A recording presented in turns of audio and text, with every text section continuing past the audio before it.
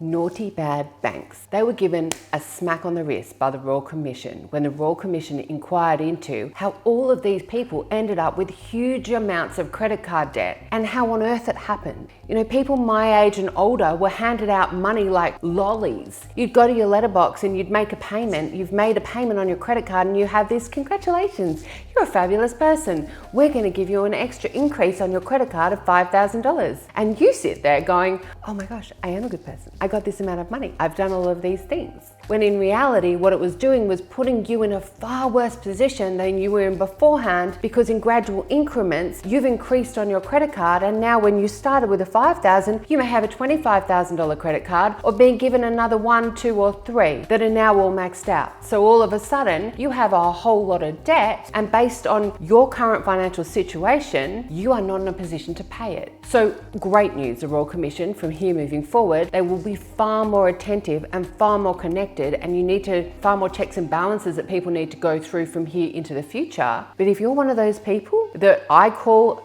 fit into the over-lent category, back then, what is the banks doing to help you? You know, in my opinion, and this is quite controversial, but you know what, I really don't care. You have been put into this position by the banks and you have a right to get out of it. And there is a solution, and we have it, and we are happy to show you what that is, because you don't have to suffer under the burden and the pressure of debt distress because of something that happened to you. Now, don't get me wrong. I know you're given that money and it is your responsibility. You spent the money, it's your responsibility to pay it back. I get it. But what about all the mountains of thousands of dollars worth of interest that you're paying on top of the money you were lent in the first place? What if there was a way for you just to pay back the money that you were lent, not all of the additional extra interest, fees and charges? I'm here to tell you there is. And we have that solution available to you. Banks won't tell you about it, unfortunately, but we will.